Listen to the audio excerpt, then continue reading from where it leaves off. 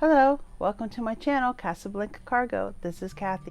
First of all, I want to thank you all for joining me today. I'm so glad you're here. Thank you for watching my videos and for subscribing. And today I want to talk about the Traveler's Notebook with the scrapbook paper. Now, when you saw me before, I had picked out the paper and I have a double width spine and I have laminated the scrapbook paper and I put in the elastic closure. And now here's what happened long about midnight. My first attempt at this, I used elastic. Let's put this over here for a second before I show you inside. You know, like in a regular traveler's notebook with the about 1 inch spine. This is made with an Ellen Hull die. So it's 2 pieces of paper. It's folded or scored, folded, and glued or taped or whatever together, and it forms the spine. And you put in your elastic string. You've probably seen videos or you've done it yourself. Just put the elastic in and then you put your signatures in and everything is fine and it doesn't fall out when you flop it around. No flopping. No wiggly wobblies. Well, this one, when I put elastic in, as usual, because that's what I'm used to doing, the pages would slide all over the place and I didn't think that was acceptable. I'm a pretty laid back person, but even I was on edge about that. So with this, long about midnight, I decided to take the elastic out and I used twine. Now I can't undo all this because it's all knots now. It's just knots. And it's a whole system going on here. But what I did is, let's see if I can hold it up there if you can see. It's twine. I use baker's twine and I use that in place of elastic. So now my book doesn't fall out. It gives a little, but it doesn't. It was like falling down here. Okay, so because it is a now over 2 inch spine, let's see, what did I do? Yeah, it's about 2 inch, a little, yeah, 2 inches once it's folded and everything. It's a double wide spine. So I put in a piece of laminated paper. It's just the same, a little less than the width of the spine, and I laminated it. Let's see if I can hold it up there. And I put it in with holes in the eyelets or the grommets. Hold it in, and it bulks up the spine, so hopefully it won't warp and crack or break or whatever as I'm working in the book. So then I needed to figure out a way for the pages to be able to be opened, but not just be so wiggly wobbly like they were gonna fall out. So I have these ties are made from just a piece of fabric that I had and I ripped. So I have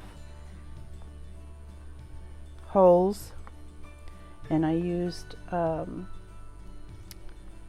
is it? Oh. Well, anyway, I used an electronic hole puncher. That's why they're all right. This width, 3 holes could be. You could do 3 holes, whatever, and I'm sure it would keep it even more secure. But I have this ribbon here, or this fabric is in this piece of twine though just separate from this part here. I made a loop. I put the back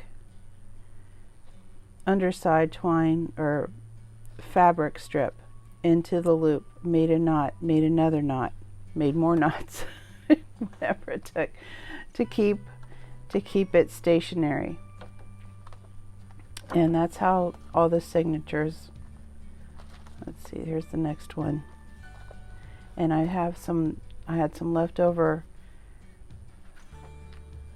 or I had space in a when I'd made the spine extra piece, I had space in the laminating sheet, so I just put some butterflies that I had punched out and used that to make a divider. And it's a little bit, I haven't cut it down yet, it's a little bit high. Let's see if you can, I don't know if you can see that. It comes to about, what is that, ½ inch above. I'm not sure. I was thinking of maybe attempting to sew something on there, maybe a ruffle or something. I don't know. Just, you know, everything is an experiment at this point. But the pages are able to, I have to be able to open them and they lie flat, and I can work in the book.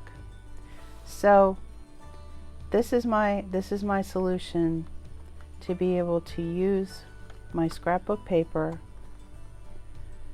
and still you know, have a fairly decent traveler's notebook. The one thing though with the knots, it bulked it, or pushed it is a better word, pushed the paper up a little bit.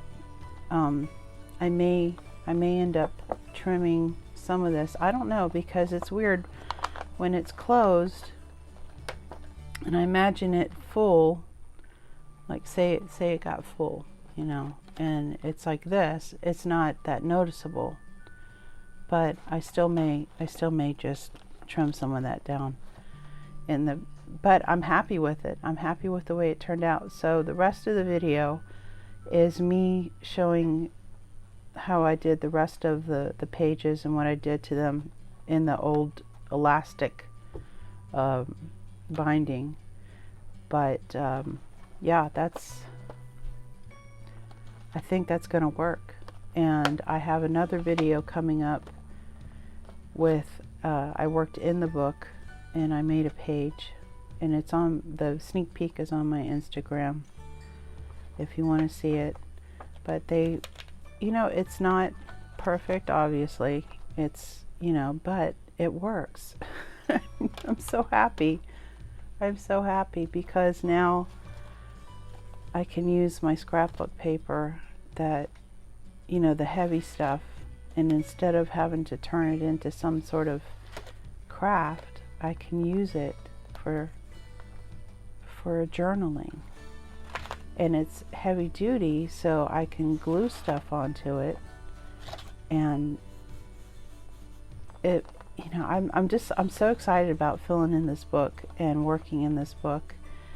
And yeah, so I hope that you will give it a try.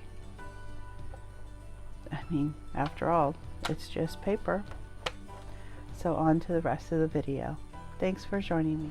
Here are my journal inserts or signatures, and here is the elastic string. So I'm going to take this out first because I want to tell you what's going on. Now I'm gonna keep like rotating this, so maybe it's not glaring. I do apologize for that. But the reason that I laminate, I said this in the last video, is because I used a thinner piece of cardstock, and I also doubled the spine so that I can fill this up and make it a real chunky personal or traveler's notebook. I mean, before when I'm done with it, it's gonna, you know, fill up and expand. So with that in mind, now this is a prototype, so some things are not lining up exactly. Let's go through it. This middle piece is just an extra piece of paper that I cut down to fit into the spine, and then I laminated it. It's a little bit thicker piece of scrapbook paper. I don't know if it's really that much thicker, but that combined with this cover paper plus the lamination, this is an extra laminated piece. I used it to kind of beef up the spine so it won't crack as I open and close the book and fill it up and all that kind of stuff. So what I did was I took a little piece of extra scrapbook paper and I made holes with a crop-a-dile. Okay, so this is the little kit. I got this on Zuili a couple years ago, I guess. And it comes with the carrying kit and the tool, and then some of the eyelets or grommets. And it was a really good deal, and I waited probably a month and a half for it to arrive, but it seemed like forever. But okay, so you squeeze it in, you punch that button right there, and it opens up. And I used the smaller, the 1/8 size, and I made the holes, lined this up, tried to find the middle and then two sides. If you do what I'm doing, I would suggest paper clipping it. I didn't do that, so my holes are not quite centered, I guess. But this is a prototype, so next time I'll know. But what I did was I lined up the holes on the outside. I used the 1/8 inch hole puncher. It's down here. And I did these holes, and then when I turned it over, I lined up this piece and eventually I just gave up, and I used the 1/8 to get the holes, and then I used because I couldn't get the eyelet through the 1/8 in the extra middle piece. I used the 3/16. I used the bigger, this one right here. I used the bigger punch for the insert just so I could get the grommet through. And then I did it for 3 at the top, 3 at the bottom, and 1 in the middle. When I do this again, I'm going to do the middle first, then go and do the sides. Because of the slipperiness of the lamination, the laminated sheet, I have a little bit of I don't think you can see it, but I have a little bit of a hump here, which when everything is in, it's okay, but it's bothering me to see it here. So if I do the middle first, I can smooth it out, do the sides, and then put the grommets on. So that's the plan going forward. I'll put this away. Okay, and I do have a little bit of a fan on. It's not as hot as it has been, but it's still a little bit, once I'm starting to move, it gets kind of warm. So if you hear that, I apologize. Eventually we will go into our 2 weeks of winter and probably a 30-minute fall in Southern California. Oh. Let's put this to the side for a second. So what's going on with the pages? Okay. So last time I said you would be able to put your scrapbook paper, even the thick paper, even the thickest ones, inside the book, not folded, so that's not bulky and awkward. I know that with regular or thinner sheets of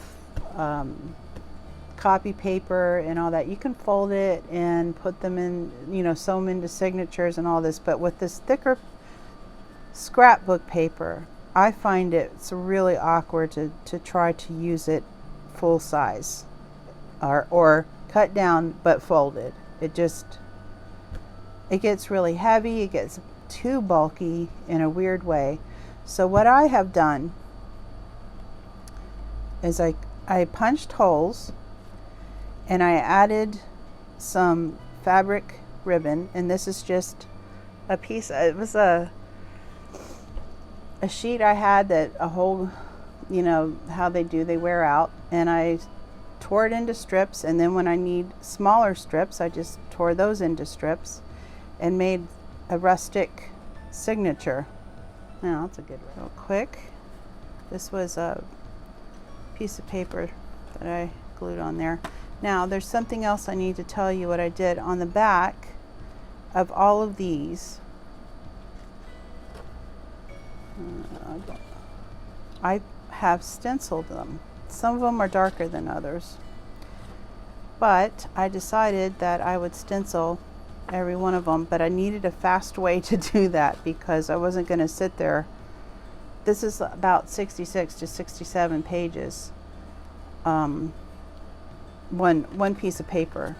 Okay, so I wasn't going to sit there and stencil individually 67 pieces of paper. And then, let's see, if you get into a bit of a ruckus like this, just pull on it a little bit, turn it. So on the thinner pieces of scrapbook paper, because we all know scrapbook paper can be thick, it can be thin, it can be medium. On the thinner pieces that are almost like copy paper in weight, I just took little, I found these little flowers that I had cut with a punch. I have a whole bunch of already ready-made ephemera and things, and so I just took the crop-a-dile and just punched them and just made reinforcements. You can use paper reinforcements like for notebook paper, and you can ink them up. You can, I also have a Big's die that part of the die has little hole punches, but I just decided while I was watching TV one night just to use these little flowers. So every time there's a little flower, that's my whole reinforcement. But the scrapbook paper itself, the thicker scrapbook paper, I'm just leaving it. If I get a rip or a tear as I'm working in this, I can always just put a reinforcement in. I didn't want to do individual stencils. So you have two pieces of scrapbook paper, and it's white on the back, and you want to put something on it. So I took two pieces at a time. I laid the stencil down, grabbed a blending brush, grabbed the distress ink, in this case it's Vintage Photo, and inked up the blending brush, and then I am trying to make it just very light, just a very light stenciling, and just went over the stencil. Just hold it down so you can see it.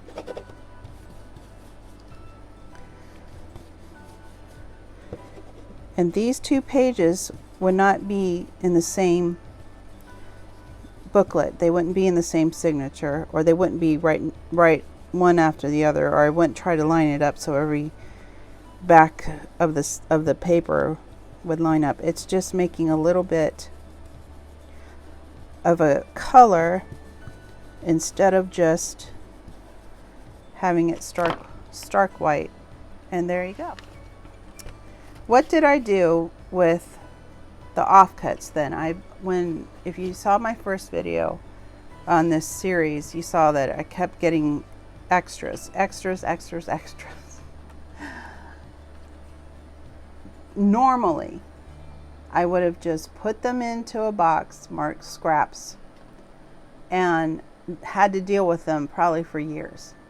What am I going to do with all this? Because it does make extras. You know, when you cut down paper, you've got extra. And aside from just going crazy and tossing it,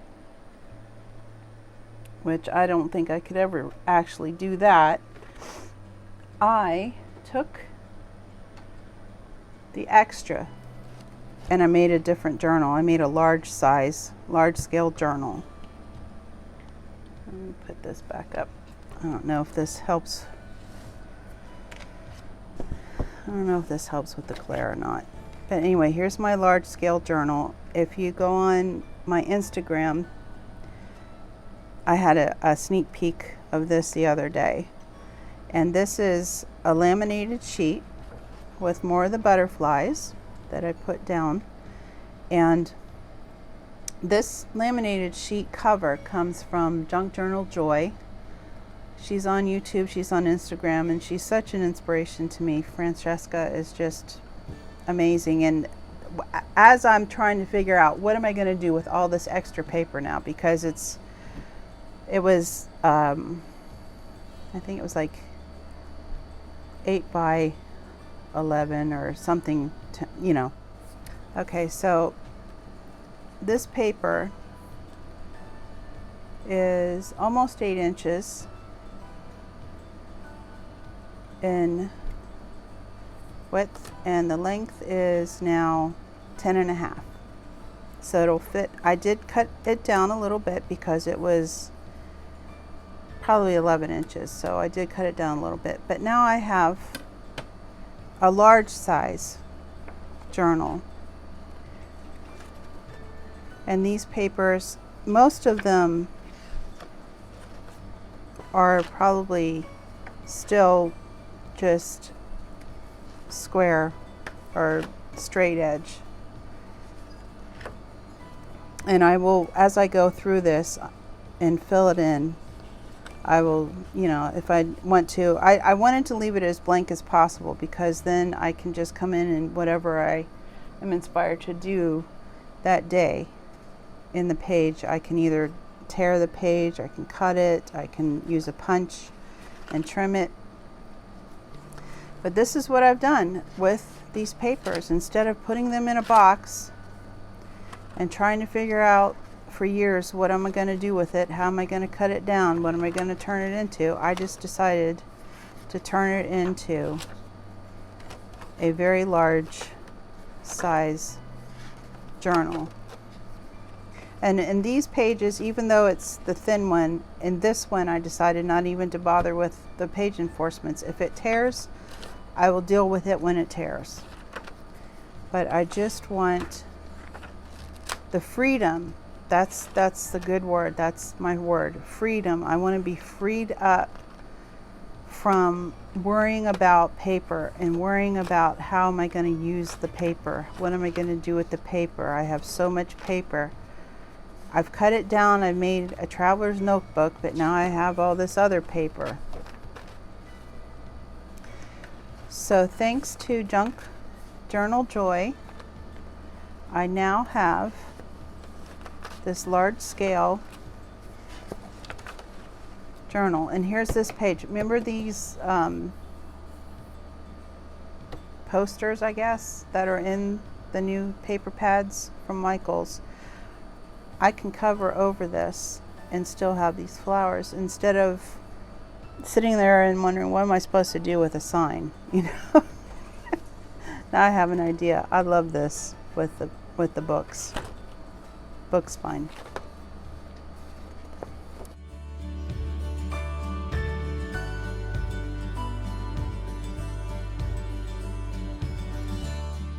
Now it's going to be useful. It's going to be used. And I feel like a relief. Oh, this is the back. I had cut this postage paper or correspondence paper, and then I just added some of the butterflies, and I made the back. that's, I have to say, when I made the composition notebooks, because they were only 50 cents or $1, and then I could do whatever I wanted to in them, I just felt more freedom in that large format and not worrying about the cost of things, you know. You know, because we use our money, we spend our money to buy paper, and it's just paper. I forget who said that, but one of the wonderful YouTubers, you know, it's just paper. Even if this is the only piece of mushroom paper I have, I would rather have it in a journal than sitting in a box for years, because it's so precious. I love mushrooms, by the way. That's why that's the first page. So yeah, I mean, if you are feeling bogged down with your stash and your papers, I want to encourage you, just go for it. Just don't bother putting this into another box and waiting and trying to figure out what to do with it. Just cut down paper, make your traveler's notebook or whatever kind of notebook you want to make, and then make another notebook, make another journal, make something else immediately with it. And it feels so good. It just I can't, I mean, I really just freedom's the word, you know. That's the word of the day, freedom. So that's what I've done.